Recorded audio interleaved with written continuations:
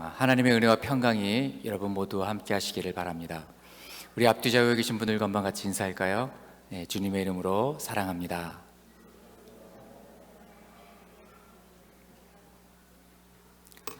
오늘 함께 나눌 하나님 말씀은요, 요한복음 5장 1절로 9절까지의 말씀입니다. 요한복음 5장 1절로 9절까지의 말씀 한 절씩 교독하겠습니다. 그 후에 유대인의 명절이 되어 예수께서 예루살렘에 올라가시니라.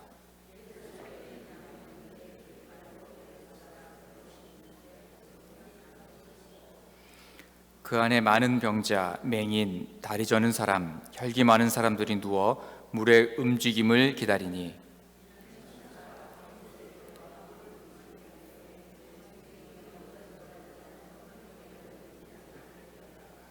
거기 38해 된 병자가 있더라.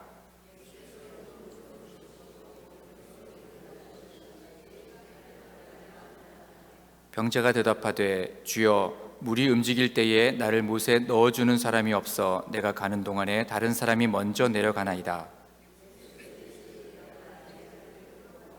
함께 읽겠습니다. 그 사람이 곧 나와서 자리를 들고 걸어가니라. 이날은 안식일이니. 아멘.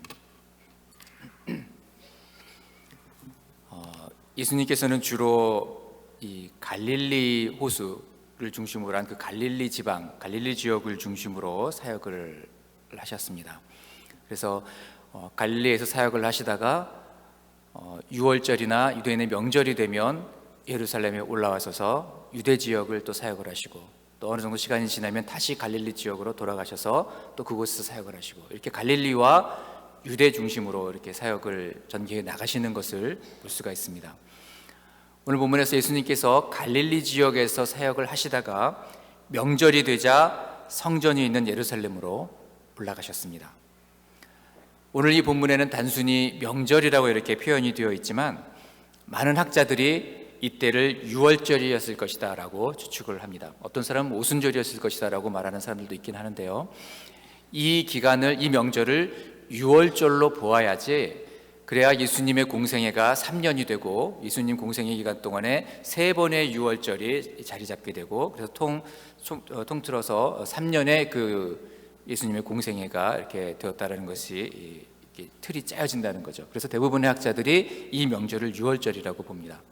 아무튼 예루살렘에 올라가신 예수님은 양문 곁에 있는 베데스다라고 하는 그런 연못을 방문하셨습니다. 예루살렘 성 북동쪽 모서리 부근에 이 양문이 있어요. 양문이라고 하는 곳이 그 성으로 들어가는 그 문이 있는데, 제사 때에 사용되는 양을 파는 양시장이 이 양문을 들어가면 그 안에 있었다고 합니다. 양을 파는 시장이 있었다는 거예요. 그리고 이 문을 통해서 주로 양들이 출입을 했다고 합니다. 그래서 양문이다 이렇게 이름을 붙였어요. 이 양문을 통해서 예루살렘 성 안으로 들어서면 곧 베데스다라고 하는 그런 연못이 하나 있는데, 거기에는 행각이 5개가 있었습니다. 그리고 그 행각에는 수많은 병자들이 마치 그 전쟁터에서 야전병원에 그 수많은 그 환자들이 누워있는 것처럼 그렇게 행각을 가득 메운 채 많은 수많은 병자들이 누워 있었습니다. 성경에 보니까 많은 병자, 맹인, 다리 저는 사람, 그리고 혈기 마른 사람들이 누워 있었다 이렇게 기록하고 있습니다. 이렇게 수많은 사람들이, 수많은 병자들이 그곳에 누워 있었던 이유를 요한은 가끔 천사가 내려와서 그 물을 움직이게 하는데, 그 물을 동하게 할 때가 있는데, 그때 가장 먼저 그 물에 뛰어드는 사람이 그 병이 무엇이든지 간에 그 병명에 상관없이 다 낫게 된다 라고 하는 그런 전설 때문이었다라고 밝히고 있습니다. 여러분, 유대 사회에서 병이 든다는 것은 대부분 죄 때문이라고 생각을 했죠. 그래서 어떤 율법을 어겼거나 그 죄 때문에 그 벌을 받아서 병이 생긴 것이다 라고 유대 사회에서는 대부분 그렇게 생각을 했습니다. 그래서 그 병든 사람들과 함께 있는 것 자체를 부정하게 여겼다는 것이죠. 따라서 이 베데스다 연못을 가득 메우고 있었던 이 병자들의 분위기가 어떠했을지는 충분히 우리가 짐작할 수가 있습니다. 그 시대에 유대인들로부터 그곳에 있는 사람들이 어떤 취급을 받았는지, 그리고 그 베데스다 연못을 둘러싸고 있는 그 행각들에는 주로 어떤 사람들이 있었을지, 그들의 분위기가 어떠했을지, 그들의 얼굴 표정이 어떠했을지, 이런 여러 가지 것들을 우리가 만약에 영화를 찍는다고 생각을 해보면 그 장면들을 내가 감독으로서 어떻게 연출을 할까 한번 생각을 해보시면 잘 머릿속에 아마 그려질 거라고 생각을 합니다. 그리 좋지 않은, 아주 절망적인, 아주 어두운 그런 분위기였을 것입니다. 여러분, 이 베데스다라고 하는 이 히브리어의 뜻을 보면 자비의 집이다라는 그런 뜻을 가지고 있습니다. 이름만 자비의 집이었지 그곳에는 전혀 자비를 맛보지 못한 사람들만 모여 있었습니다. 율법적으로 부정한 자라고 하는 그런 낙인 때문에 사회적으로 소외를 받았고, 그리고 웬만한 사람들은 그들과 함께 베데스다 연못가에 머물러 있는 것 자체를 달갑게 여기지 않았습니다. 왜냐하면 나도 부정하게 될 수 있기 때문에 그들과 같이 이렇게 접촉하고 부딪히는 것을 싫어했다는 것이죠. 베데스다 행각에 누워있기는 하지만 그들 대부분은 그런 기적이 나에게 일어날 것이다 라고 하는 기대를 갖고 있지 않았습니다. 그런 소망을 그들은 전혀 품고 있지 않았어요. 그저 다른 방법이 없기 때문에 뭔가 내 병을 낫기 위해서 할 수 있는 그런 다른 어떤 작은 것이라도 있다면 그것을 해볼 텐데 이미 그것들은 다 해봤고 그 어떤 것에도 소망을 둘 수 없었기 때문에 그들은 혹시나 하는 마음에 작은 지푸라기라도 잡고 싶은 그런 심정으로 거의 방치되다시피 한 채로 그들은 그 베데스다 연못가에 있는 행각에 누워 있었다는 것이죠. 언제 천사가 내려올지 아무도 알 수가 없었습니다. 그리고 실제로 천사가 내려와서 그 물을 동하게 하는, 움직이게 하는 그 장면을 목격했다라고 하는 사람도 본 적이 없었습니다. 그리고 수없이 많은 병자들 중에서 내가 가장 먼저 그 연못에 뛰어들 수 있을 것이다 라고 보장할 수 있는 사람도 아무도 없었습니다. 2등 자체는 필요가 없었어요. 2등, 3등 그 뒤로부터는 아무런 소용이 없었습니다. 의미가 없었어요. 오직 수백 대 1의 경쟁을 뚫고 1등으로 들어가야만 했기 때문에, 그래야지만 병이 낫는다는 그런 전설이 있었기 때문에 가능성은 더욱 희박해졌습니다. 더구나 몸이 불편한 나를 물속에 넣어줄 사람은 아무도 없었습니다. 여기서 희박해졌던 가능성은 더 밑으로 떨어져 내려갑니다. 그리고 무엇보다도 이 일이 실제로 일어났는지 아니면 전설로만 내려오는 이야기인지 그것 자체가 불확실했습니다. 이 모든 것들을 다 종합해 보았을 때 지금 이곳에서 병을 낫는 것을 기대한다는 것은 거의 불가능에 가까운 일이었습니다. 그러나 38년 된 병자는 그것이라도 붙잡고 누워있을 수밖에 없었습니다. 그것도 38년 동안. 여러분, 이 38년이라고 하는 이 기간이 얼마나 오랜 기간이냐면 예수님께서 이 땅에서 살으셨던 그 전 생애보다도 더 긴 기간이에요. 주님이 사생애와 공생애를 합쳐서 33년 정도를 이 땅에 사셨다고 그렇게 우리가 보고 있는데, 그 기간보다도 더 오래된, 주님이 인간의 몸을 입고 이 땅에 오시기 전부터 그는 그 병을 알아왔고, 그리고 그의 병명이 무엇인지도 모른 채 오랜 세월을 절망 가운데 신음하고 있었던 것입니다. 자비의 집에 자비가 없고 소망도 없고 빛 한 점 들어오지 않는 영적인 어둠만 가득했을 뿐, 그 어느 누구의 관심도 받지 못하고 38년 동안 철저하게 소외되어 왔던 그러한 인생이었습니다. 그의 마음속에는 병을 낫고자 하는 의지나 소망도 사라졌고, 그저 어느 누구의 관심도 받지 못한 채 살아가고 있다고 하는 그 허탈감 때문에 더 낮아진 자존감과, 그리고 세상을 향한 적개심과 분노뿐이었습니다. 아무도 나를 돌아봐주는 사람이 없구나, 어느 누구도 나를 이 물에 넣어줄 사람이 없구나, 그러한 마음 때문에 이미 병 자체에서 소망을 다 버려버렸고 오직 이 세상을 향한 불타는 적개심과 분노로 가득 차 있었다고 하는 것이죠. 그런데 베데스다를 방문한 예수님의 눈에는 그 수많은 병자들 중에서 바로 이 한 사람, 38년 동안 고통 속에 벌어졌던 이 한 사람을 주목하여 보셨습니다. 6절 말씀에 예수께서 그 누운 것을 보시고, 여러분, 자비가 없는 자비의 집에 자비로운 주님의 눈길이 그를 향하여 쏟아졌습니다. 어둠 속에 파묻혀서 거기에 있었는지 그 존재감조차도 드러나지 않았던 그 사람에게 한 줄기 밝은 빛이 비추어졌습니다. 그저 값싼 동정이 아닌 깊은 사랑이 담겨있는 그 주님의 눈길, 긍휼과 은혜가 넘쳐나는 그 자비로운 시선, 애끓는 심정으로 그를 불쌍히 여기셨던 그 주님의 그 깊은 울림이 있는 그 눈빛, 그 눈빛이 그 한 사람을 향해서 부어지기 시작했습니다. 38년 동안 한 번도 그러한 눈빛을 본 적이 없었어요. 마치 시간이 멈춰져 버린 것처럼 주님과 38년 된 이 병자의 시선은 그 시선을 서로를 향해서 고정한 채 그렇게 바라보고 있었습니다. 저는 요즘 그 칸타타 연습을 한참 열심히 하고 있는데 그 칸타타 가운데 요한복음 8장의 가늠하다 현장에서 붙잡힌 그 여인의 이야기가, 한 여인의 그 노래가 나옵니다. 그래서 그 영상에 보면 그 예수님의 그 떨리는 손으로 예수님의 그 발을 이렇게 겨우겨우 더듬어서 붙잡고, 그리고 고개를 들어서 그 주님의 눈을 바라봤을 때 주님과 이 여인의 시선이 맞닿았던 그 울림이 있는 그 현장, 그때 그 주님의 시선이 바로 그 이 38년 된 병자를 바라봤던 그 시선이 아니었을까 상상을 해보았습니다.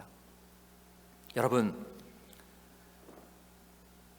우리 주님은 우리가 어떠한 상황에 놓여 있다고 할지라도, 우리가 어떠한 고통의 순간에 직면해 있다고 할지라도, 우리를 억누르고 있고 마음 깊은 곳에 상처를 주고 도움의 손길을 전혀 기대할 수 없는 그 순간에 있다고 할지라도 주님의 자비로운 시선을 나를 향하고 있다는 것을 여러분 믿으시기를 바랍니다. 세상에 다 사방을 우겨싸임을 당한 것 같고, 세상에 나 혼자 버려진 것 같은, 어느 누구도 나를 향해 관심을 갖고 있지 않는 것 같은, 나만 이러한 고통을 당하고 있는 것 같은 그런 느낌을 받을 때에도, 그 순간에도, 그 현장에 주님의 자비로운 그 시선은 나를 향하고 있다고 하는 것이죠.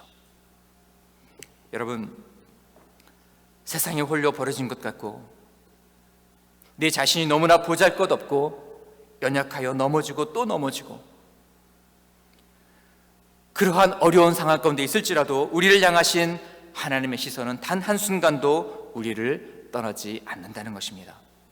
나를 긍휼히 여기시고 민망히 여기시고 애끓는 심정으로 나를 주목해 보고 계신다는 것을 여러분 믿으시기를 바랍니다.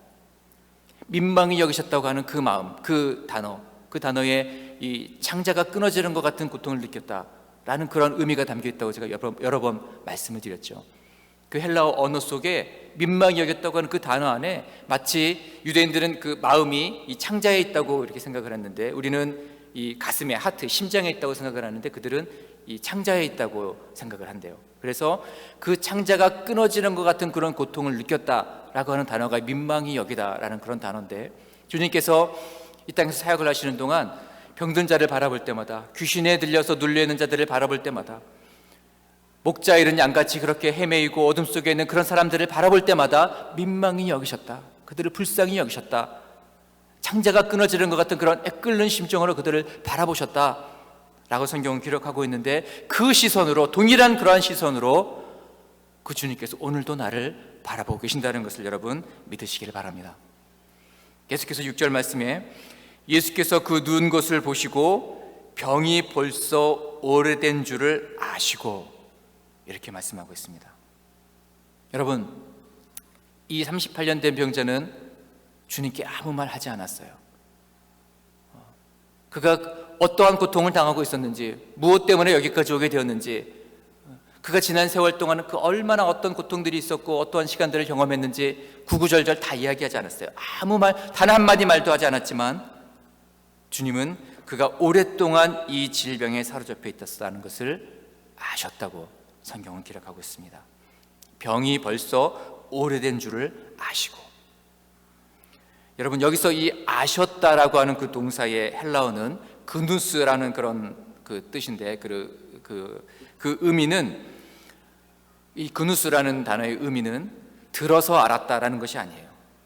추측으로 짐작해서, 어린 짐작해서 대충 알고 있다, 이런 뜻이 아니에요. 전지전능하다, 모든 것을 알고 계신다라고 하는 그런 의미가 그 단어 속에 담겨 있습니다. 전지전능하신 그 주님께서 처음부터 이 모든 것을 속속들이 다 알고 계신다라는 그 의미가 이 그누스, 아셨다라고 하는 그 단어 속에 담겨 있다고 하는 것이죠. 병이 벌써 오래된 줄을 아시고.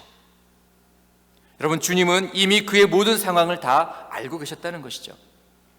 그의 병이 무엇인지, 그가 얼마나 오랫동안 그곳에 있었는지, 그리고 그의 육신의 질병뿐만 아니라 그가 심리적으로, 정서적으로, 사회적으로, 영적으로 어떠한 고통을 당해왔는지, 그리고 지금 어떠한 상태에 그가 지금 놓여져 있는지, 처음부터 이 모든 것들을, 38년 동안의 그 모든 사건들을 주님께서 다 알고 계셨다는 거예요. 다 아시고, 그리고 그를 바라보셨다는 것이죠. 그리고 그의 질병의 원인도 주님은 알고 계셨습니다. 오늘 본문 말고 그 뒤에 14절에 나중에 보시면, 나중에 주님께서 다시 이 병이 낫게 된 이 병자를 성전에서 만나십니다. 그리고 그에게, 보라, 네가 나았으니 더 심한 것이 생기지 않게 다시는 죄를 범하지 말라, 이렇게 말씀하셨습니다. 그가 이렇게 오랫동안 고통을 받게 되었던 그 근본적인 원인은 죄 때문이었다는 거예요. 38년 전에 그가 지었던 그 죄 때문에, 그 죄로 인해서 오랜 세월 동안 그가 이러한 질병으로 눌려 있었다고 하는 것이죠. 그래서 다시는 죄를 범하지 말라고,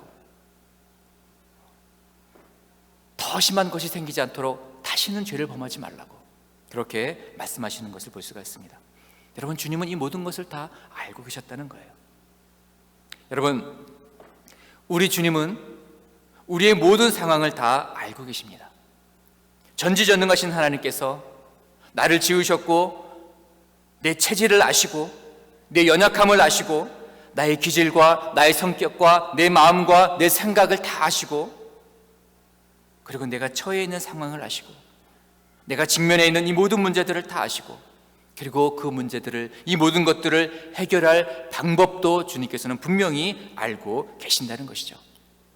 이 세상 그 어느 누구도, 그 아무도 몰라줘도 주님은 알고 계신다는 거예요. 내가 억울한 일을 당했어도, 그것을 어느 누구에도 말할 수 없는 그런 고통에 있다고 할지라도 주님은 다 알고 계신다는 거예요. 여러분, 우리 주님께서 내 모든 상황을 다 알고 계신다고 하는 이 사실이 우리에게 얼마나 큰 위로가 되는지 모릅니다.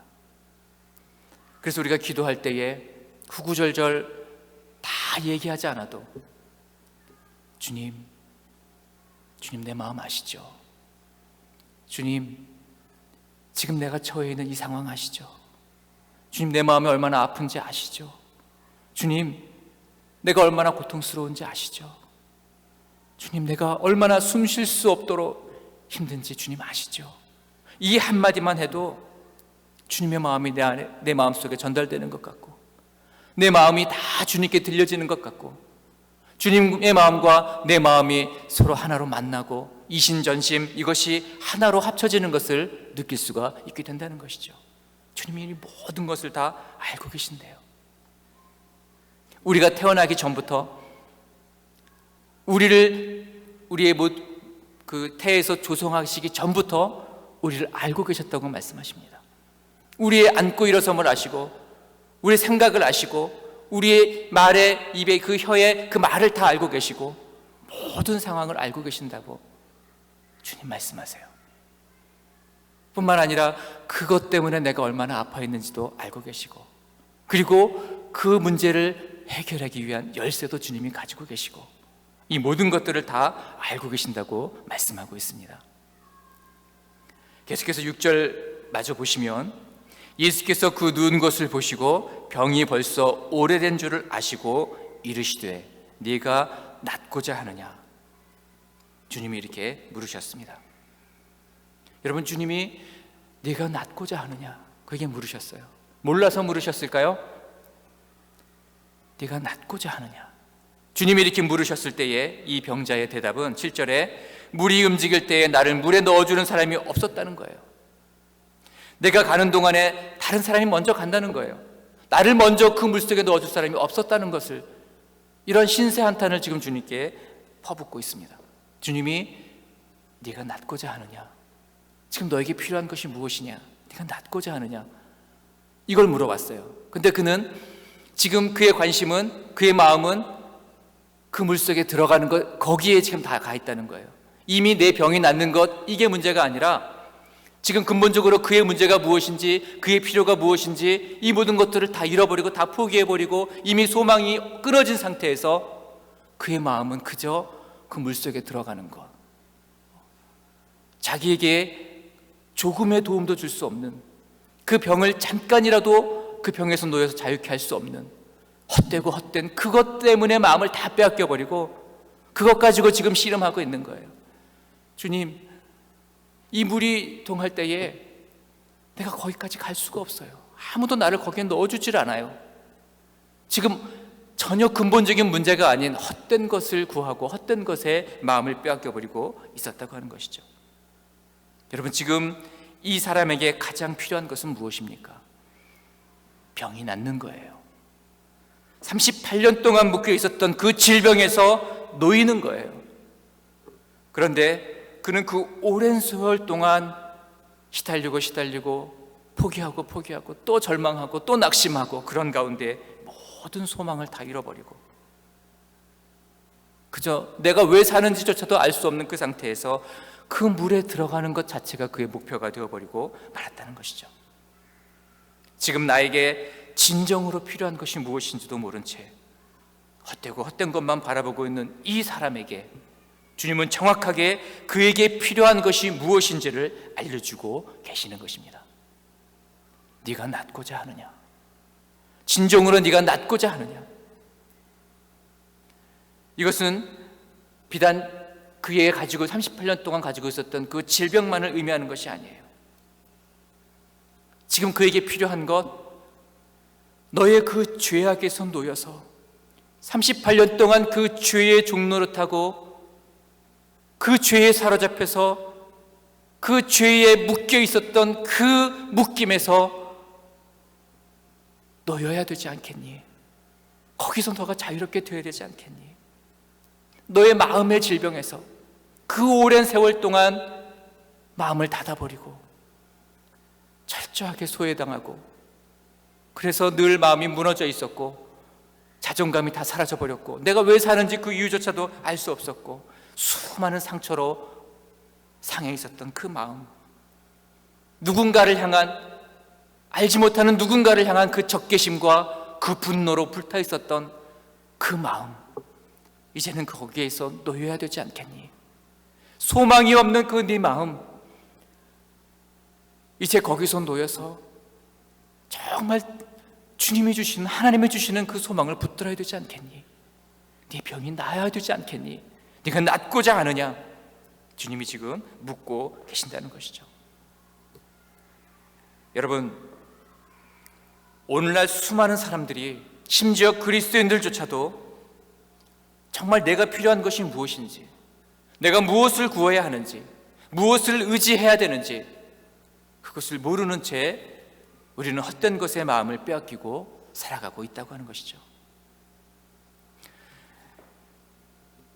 사도행전 3장에 성전 미문에 날 때부터 안진뱅이였던 자가 그 미문에 앉아서 구걸을 하고 있었습니다. 베드로가 그를 보고 은과 금은 내게 없거니와 내게 있는 것으로 내게 주노니 나사렛 예수 그리스도 이름으로 일어나 걸으라, 그렇게 명령했을 때에 그가 일어나 걷고 그리고 성전으로 달려가서 하나님을 찬미했던 것을 볼 수가 있습니다. 지금 그에게 필요한 것은 은과 금이 아니에요. 은과 금이 그를 일어나게 할 수 없어요. 은과 금이 그의 묶임에서 자유롭게 할 수가 없어요. 나사렛 예수 그리스도의 이름만이 그를 일으켜 세울 수가 있다고 하는 것이죠. 그런데 오늘날 수많은 사람들이 은과 금을 구하느라고 나사렛 예수 그리스도의 이름의 그 능력을 구하지 못하고 살아가고 있어요. 정말 우리의 영혼에게 필요한 것은 다른 것이 아니라, 은과 금이 아니라 이 땅에 필요한 어떤 물질이나 어떤 환경이나 이런 것도 중요하지만 정말 근본적으로 중요한 것은 나사렛 예수 그리스도의 이름의 능력이 우리 가운데 임하는 것, 그것이 너무나도 중요하고 우리에게 필요한 것인데, 우리는 이 38년 된 병자처럼 그것을 바라보지 못하고 그것을 구하지 못하고 그저 다른 것을, 헛된 것을, 구하지 않아도 이미 하나님께서 다 알고 계시는 것을, 하나님의 자녀이기 때문에 하나님께서 주기를 약속하셨던 그것을, 거기에 목이 매달아서 은과 금을 구하고 살아가고 있지는 않느냐는 것이죠. 무엇을 먹을까? 무엇을 마실까? 무엇을 입을까? 이것이 우리의 구하는 전부가 되어서 그렇게 살아가고 있지는 않습니까? 여기에 마음을 빼앗기고 그것이 전부인 줄 알고 그것만 채워지면 다 끝나는 것으로 우리는 착각하기가 쉽습니다. 육체적인 것, 우리의 환경, 보다 나은 그런 생활, 더 풍요로운 생활, 자녀들이 잘 되는 것, 환경이 치유되고 경제적인 문제가 해결이 되고 관계의 문제가 풀어지고, 모든 문제들이 다 중요합니다. 주님이 알고 계세요. 38년 된 그 병자의 그 병이 중요하다는 것을 주님이 알고 계셨어요. 우리의 문제가 무엇인지 그 문제가 해결되어야 된다는 것을 주님이 알고 계세요.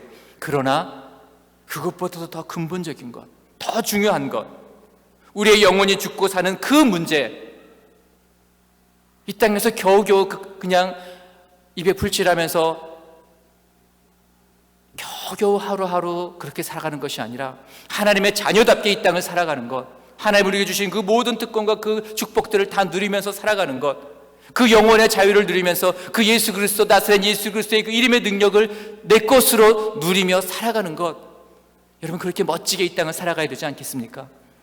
은과 금을 구하다가 우리의 이 귀중한 시간들을 다 허비해 버린다면 얼마나 안타까운 인생이 되겠습니까? 여러분, 38년 동안 이 사람은 베데스다 연못만을 바라보며 살아왔지만, 그러나 그것이 그 병자를 치유하지 못했습니다.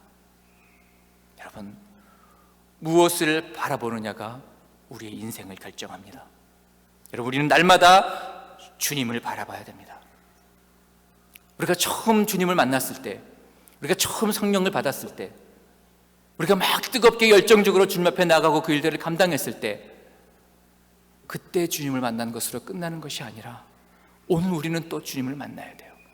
그때 주님을 만나서 우리가 뜨거웠고 지금은 다른 것을 바라봐도 된다는 것이 아니에요. 오늘 내가 무엇을 바라보느냐가 오늘 우리 하루의 생활을 결정합니다. 내 영혼이 무엇에 관심을 가지고 있느냐가 우리의 인생을 결정해 버리고 맙니다.